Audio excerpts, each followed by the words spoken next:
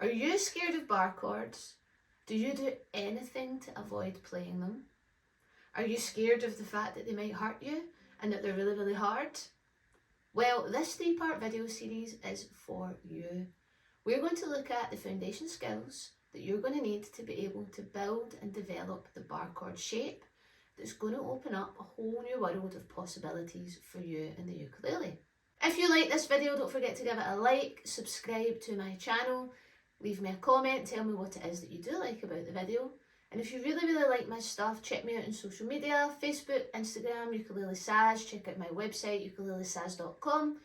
You can also subscribe to me on BuyMeCoffee for a small fee per month. You will get access to all of my learning materials that go along with each lesson that I use in real life with my students, young and old, community groups, classes, beginner to intermediate level. In this video, I'm going to show you how to actually play a bar chord. We're going to look at one of the best shapes that you can learn that's actually very useful in playing bar chords. And we're going to try some exercises in playing this particular chord shape to help give you a little bit of strength and dexterity in your hands so that when you branch out and start learning other bar chords, it becomes so much easier. Okay, so what actually is a bar chord? A bar chord is when we essentially bar or cover all of the strings with a fret. We might play different shapes on top of that.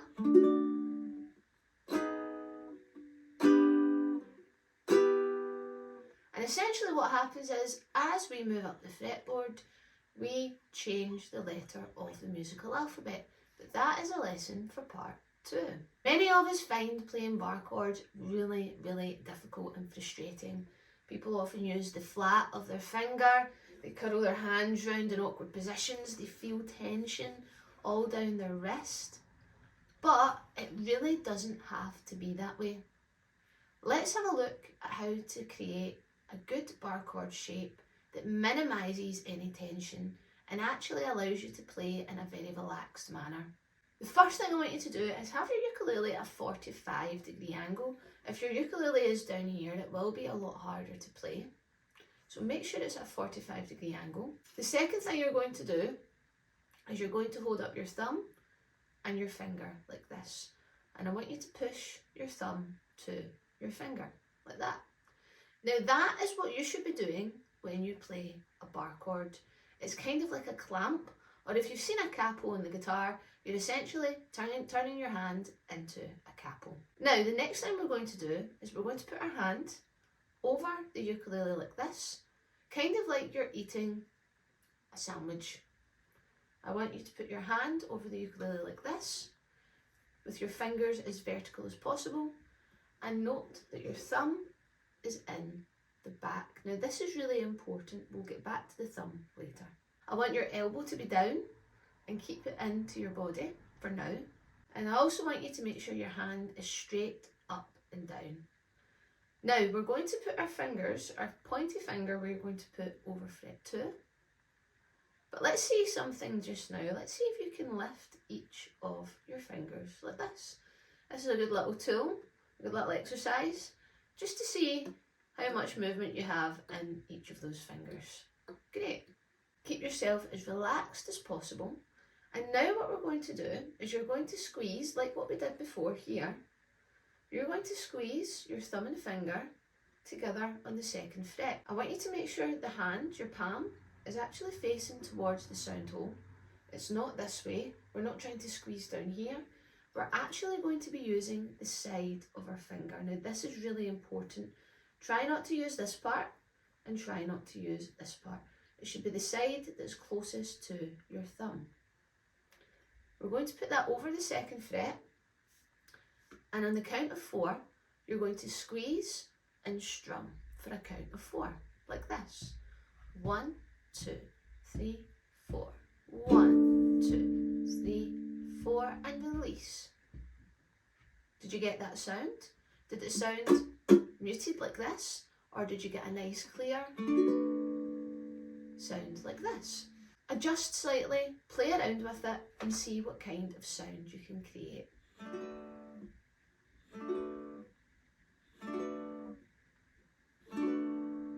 trick here is to not constantly be squeezing and squishing your fingers and putting pressure all through your hand.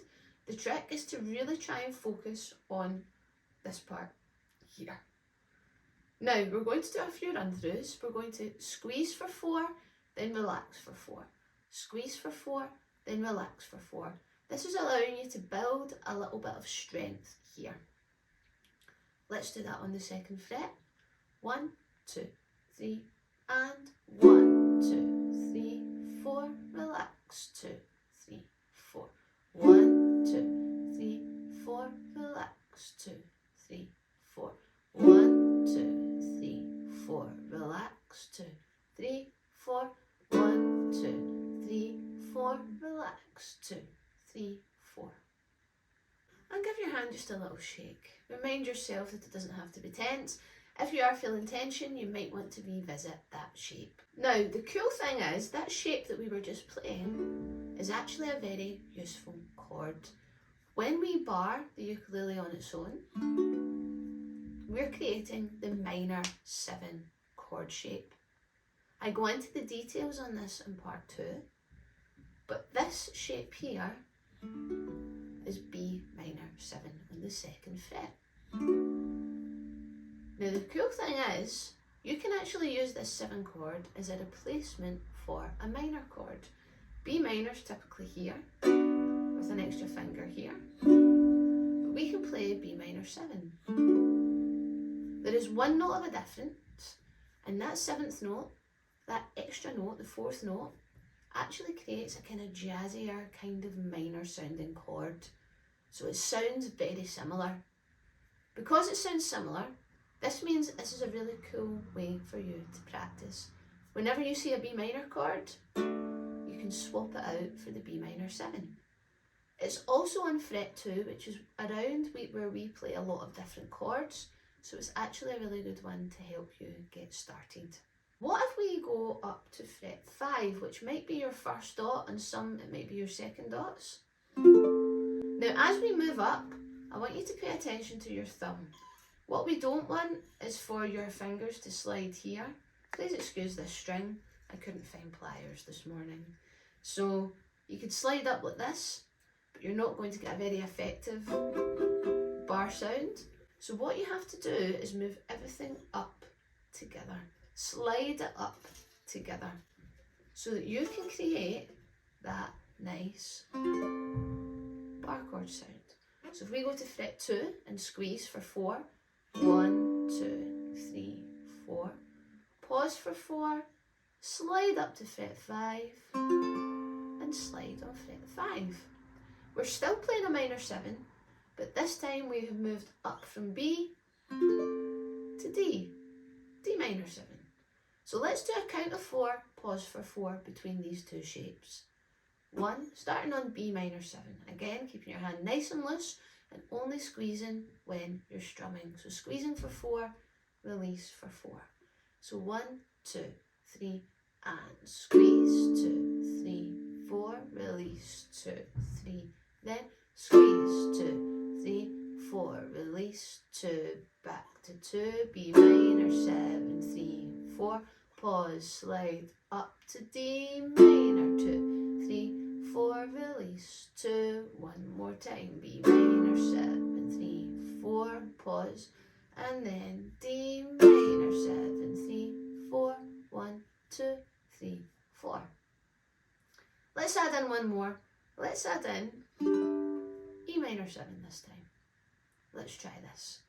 So 1, 2, 3, 4, E minor 7, 2, 3, 4, pause, slide to fret 5, D minor 7, and pause, down to fret 2, D minor 7, then pause, up to fret 7, E minor 7, then pause, 2, 3, then D minor 7, then pause, back down to fret 2, minor 7, and pause, 2, 3, 4. These are 3 shapes that we can use in our practice very often. You might recognise B minor 7, D minor 7, and E minor 7 are chords that we use all of the time, and that's because we play in the keys of C, D, G very, very often. And those chord families are the chord families that will contain those minor chords. And now knowing that we can swap them out for the minor 7, this gives us a really good way to practice the bar chord. I love the minor 7 chord because it really allows you to build strength and confidence in playing the actual bar chord itself without actually having to use your other fingers and hold down other places. It allows you to really build that core strength and develop this technique first. Another really cool thing about this minor 7 shape is that it sounds really fun. You can play around and mess around and experiment. Play a little bit more.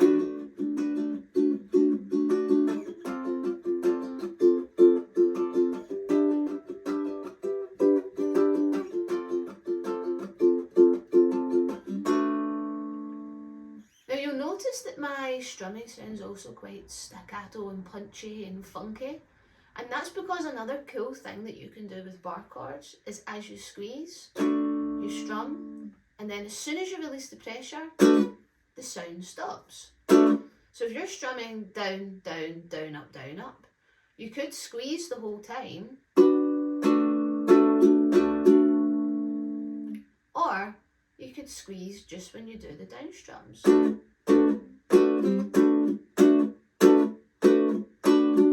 Or you could squeeze down, down, and then hold the down, up.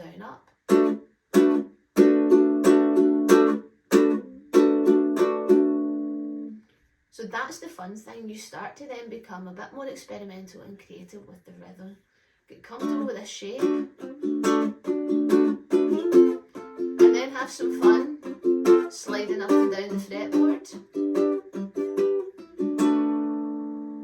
And messing around with it. Once you have memorised B minor 7, D minor 7, and E minor 7, what you can then do is implement those into songs that you love. So let's say you're playing something like Good Luck Babe that uses G, A, D and B minor. You can play G, A, D,